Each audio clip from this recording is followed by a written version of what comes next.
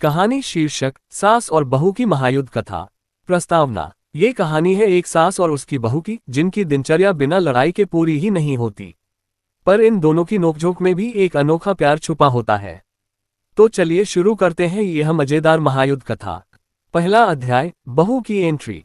कहानी की शुरुआत होती है एक छोटे शहर के मध्यमवर्गीय परिवार से। घर की मालकिन थी श्रीमती कमला देवी, उम्र 58 साल, घरेलू राजनीति की क्वीन। और बहू बनी रीना, उम्र 26 साल, नई नई शादी कर आई, मॉडर्न विचारों वाली, लेकिन दिल की बहुत अच्छी। शादी के अगले दिन से ही कमला देवी ने अपना युद्धक चश्मा पहन लिया। कमला देवी, रीना बेटा, सुबह 5 बजे उठकर तुलसी को पानी देना बहुओं की परंपरा होती है। रीना, माँ जी, 5 बजे तो अभी नींद का दूसरा भाग शुरू होता है। कमला देवी कानों पर हाथ रखते हुए, हे भगवान, ये तो घर का संस्कार ही डुबो देगी। दूसरा अध्याय, रसोई का रणभूमि। अब आती है रसोई, जहां असली लड़ाई शुरू होती है। कमला देवी, आज आलू की सब्जी में धनिया क्यों नहीं डाला? रीना, माँ जी, धनिया नहीं था, आप तो बाजार जाती हैं। कमला देवी, तो क्या बहुएं अब सास को बाजार भेजेंगी? हमारे जमाने में तो सास जी के पैर दबाकर उनकी पसंद की सब्जी बनाई जाती थी। रीना, तो आप भी क्यों नहीं हमें पैर दबवाती और रेस्ट करती? कमला देवी, ऊपर से तर्क भी करती है। हाय राम। तीसरा अध्याय, टीवी का महासंग्राम। टीवी पर आता है कमला देवी का फेवरेट सीरियल, सास के आंसू और बहू के धोखे। रीना को देखना होता है बिग बॉस। टीवी का रिमोट एक जंग का मैदान बन गया। कमला देवी, ये क्या फालतू चिल्लम चल्ला देख रही हो? ये तो संस्कार बिगाड़ता है। रीना, और आपके सीरियल में जो बहू सास को खाई में गिरा देती है, वो बहुत संस्कारिक है क्या?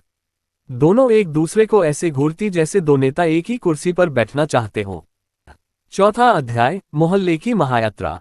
मोहल्ले की आंटी लोग, जैसे शकुंतला आंटी, रज्जो भाभी और बुढ़िया मौसी, सभी सास बहू की लड़ाई की ताज़ा रिपोर्ट्स जानने के लिए बेचैन रहती थीं। एक दिन शकुंतला आंटी पूछ बैठी, कमला जी, आपकी बहू तो बहुत सुशील दिखती है, कैसा चला रही है घर? कमला देवी, सुशील? अरे ये तो रीना नहीं, रीना शक्ति है। रसोई से लेकर ड्राइंग रूम तक सब अपनी मर्जी से करती है। रीना पास से सुनकर मुस्कुराते हुए बोली, और सासू माँ को बिना पूछे कुछ कर लूं तो क्रांति हो जाती है।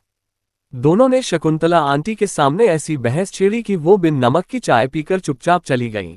पांचवा अध्याय, गुप्त संधि और मिशन, सासू माँ को खुश करो।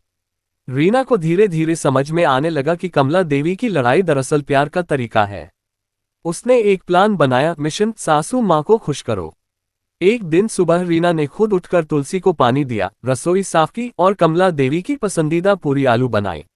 कमला देवी पहले तो चौंक गई, फिर पूछा, बुखार तो नहीं है तुझे? रीना, नहीं माँ जी, आज से मैं भी आपके जैसे संस्कारी बहू बनूंगी। कमला देवी के मन में लड्डू फूटे, लेकिन चेहरे पर गंभीरता बनाए रखी। देख रीना, ये तो सिर्फ शुरुआत है। छठा अध्याय, बहू का बदला।